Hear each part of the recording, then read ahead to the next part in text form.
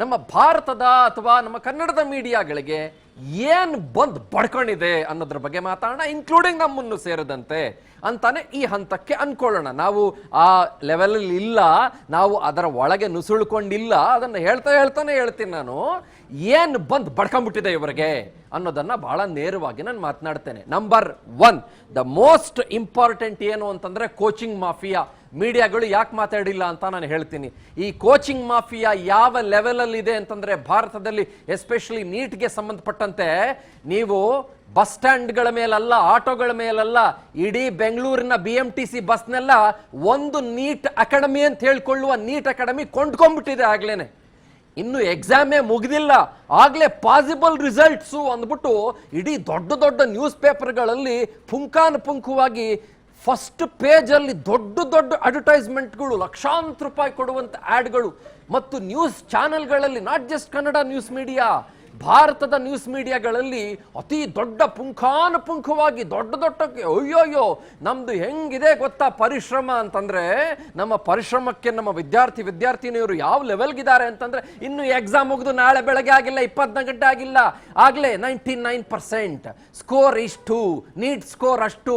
ನಾನು ನೋಡ್ತಾ ಇದ್ದೆ, ಗಮನಿಸ್ತಾ ಇದ್ದೆ, ಇನ್ನು ಎಕ್ಸಾಮ್ ರಿಸಲ್ಟೇ ಬಂದಿಲ್ವಲ್ಲ, ಅದೇನೋ ಏರ್ ಫೋರ್ಸ್ ಇಂದ ತಂದುಬಿಟ್ಟು ಪ್ರಶ್ನೆ ಪತ್ರಿಕೆ ಕೊಟ್ಬಿಟ್ಟು 2ನೇ ಸಲ ಎಕ್ಸಾಮ್ ಮಾಡಿದ್ರಲ್ಲ, ಅದೇನು ಇವ್ರ ಕೋಚಿಂಗ್ ಸೆಂಟರ್ ಅವ್ರಿಗೆ ಮಾತ್ರ, ಇಲ್ಲಿ ಓದಿರೋ ವಿದ್ಯಾರ್ಥಿನಿಯರಿಗೆ ಮಾತ್ರ ಕೊಟ್ಬಿಟ್ರ ಎಕ್ಸಾಮಿನೇಷನ್ ಫಲಿತಾಂಶ ಅಂತ ನನಗೊಂದ್ಸಲ ಆಶ್ಚರ್ಯ ಆಗ್ಬಿಡ್ತು ಆಡ್ ನೋಡಿದಾಗ.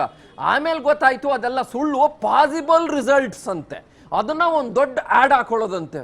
ಓ ಮೈ ಗಾಡ್, ಎಲ್ಲಿಗೆ ಬಂದು ನಿಂತ್ಕೊಂಡಿದೀವಿ ನಾವು, ನನಗೆ ಬಹಳ ಶಾಕಿಂಗ್ ಅಂತ ಅನ್ಸ್ಬಿಡ್ತು. ಸೊ ಏನಾಗಿದೆ ಅಂತಂದ್ರೆ, ನಂಬರ್ 1, ಈ ಕೋಚಿಂಗ್ ಸೆಂಟರ್ ಮಾಫಿಯಾಗಳು ಏನಾಗಿದೆ ಅಂತಂದ್ರೆ, ಭಾರತದಲ್ಲಿ ಇವತ್ತು ಸಾವಿರಾರು ಕೋಟಿ ಗಟ್ಲೆ ವಿದ್ಯಾರ್ಥಿನಿಯರಿಂದ ಲೂಟಿ ಹೊಡ್ತಾ ಇರೋದ್ರ ಜೊತೆಗೆ ಮೀಡಿಯಾಗಳನ್ನ ಈ ಕೋಚಿಂಗ್ ಸೆಂಟರ್ ಮಾಫಿಯಾಗಳು ನೀಟಾಗಿ ತಂದು ಬಾಳೆ ಎಲೆ ಮೇಲೆ ಒಳ್ಳೆ ಬಿರಿಯಾನಿ ಹಾಕ್ಬಿಟ್ಟು ತಿನ್ನಿಸ್ತಾ ಇದ್ದಾವೆ.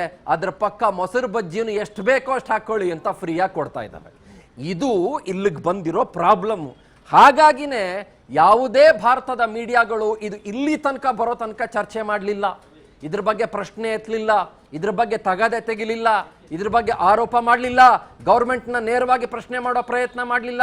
ಯಾಕೆಂತಂದ್ರೆ ಅವ್ರಿಗೆ ಯಾರು ತಪ್ಪೋಗ್ಬಿಟ್ರೆ, ನಾವು ಸರ್ಕಾರದ ವಿರುದ್ಧ ನಿಂತ್ಕೊಂಡ್ಬಿಟ್ರೆ, ನಾವು ವ್ಯವಸ್ಥೆಯ ವಿರುದ್ಧ ನಿಂತ್ಕೊಂಡ್ಬಿಟ್ರೆ, ನಾವು ಪ್ರಭುತ್ವದ ವಿರುದ್ಧ ಪ್ರಶ್ನೆ ಮಾಡಿಬಿಟ್ರೆ ಹೀಗೆ ದುಡ್ಡು ಕಳ್ಕೊಂಡ್ಬಿಡ್ತವೆ ಅನ್ನುವ ಲೆಕ್ಕಾಚಾರದಲ್ಲಿ ಮೀಡಿಯಾಗಳು ಇದನ್ನ ಪ್ರಶ್ನೆ ಮಾಡಲೇ ಇಲ್ಲ. ಒಂದು ರೀತಿ ಆರ್ಥಿಕ ಹಿತಾಸಕ್ತಿಯನ್ನ ಮಾತ್ರ ಬಳಸ್ಕೊಂಡಂತೆ ಕಾಣದಂತ ಮೀಡಿಯಾಗಳು 24 ಲಕ್ಷ ವಿದ್ಯಾರ್ಥಿಗಳ ತನ ಹಾಳು ಬಿದ್ದೋಗ್ಲಿರಿ, ಭವಿಷ್ಯ ನಮ್ಗೆ ಏನ್ರೇ ಆಗ್ಬೇಕು, ದುಡ್ಡು ಮಾಡ್ಕೊಂಡು ಮಜಾ ಮಾಡ್ಕೊಂಡಿರೋಣ ಅನ್ನೋ ಲೆಕ್ಕದಲ್ಲಿ ಇದ್ದಿದ್ದು ಸುಸ್ಪಷ್ಟವಾಗಿ ನಮಗೆ ಕಾಣಿಸ್ತಾ ಇದೆ.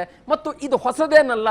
ಯಾವುದೇ ನೀಟ್ ಪ್ರಶ್ನೆ ಪತ್ರಿಕೆನೋ ಅಥವಾ ಇನ್ನೊಂದು ಯಾವುದೋ ಪ್ರಶ್ನೆ ಪತ್ರಿಕೆ ಲೀಕ್ ಆದಾಗಲೂ ಕೂಡ ನಮ್ಮ ಮೀಡಿಯಾ ಹೌಸಸ್ಗಳು 2 ದಿನ 3 ದಿನ 4 ದಿನ ಕಳೆದ್ರೆ ಓಕೆ, ಹಬ್ಬಬ್ಬ ಅಂದ್ರೆ ಒಂದು 5 ದಿನ ಅದ್ರ ಬಗ್ಗೆ ಮಾತಾಡಿ 6ನೇ ದಿನ ಪುಸ್ತಕ ಅಂತ ಸುಮ್ಮನಾಗ್ಬಿಡ್ತವೆ.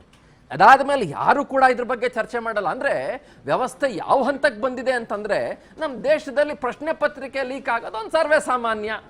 ನಮ್ಮ ದೇಶದಲ್ಲಿ ಪ್ರಶ್ನೆ ಪತ್ರಿಕೆ ಲೀಕ್ ಆಯ್ತಾ, ಬಿಡ್ರಿ, ಅದೇನ್ ಸಿನಿಮಾದಲ್ಲಿ ಬ್ಲ್ಯಾಕ್ ಟಿಕೆಟ್ ಮಾಡ್ದಂಗೆ ಅನ್ನೋ ಲೆವೆಲ್ಗೆ ಬಂದ್ಬಿಟ್ಟಿದ್ದಾರೆ. ಅದನ್ನೇನು ಬಹಳ ದೊಡ್ಡ ವಿಷಯವಾಗಿ ಮೀಡಿಯಾ ಹೌಸಸ್ಗಳಾಗ್ಲಿ ಅಥವಾ ನಮ್ಮ ಸಮಾಜ ಆಗಲಿ ಪರಿಗಣನೆಗೆ ತೆಗೆದುಕೊಂಡಿಲ್ಲ ಅನ್ನೋದು ನಾವು ಇಲ್ಲಿ ಬಹಳ ದೊಡ್ಡ ಮಟ್ಟಕ್ಕೆ ಗಮನಿಸಬೇಕಾಗಿರೋ 1ನೇ ಪಾಯಿಂಟ್.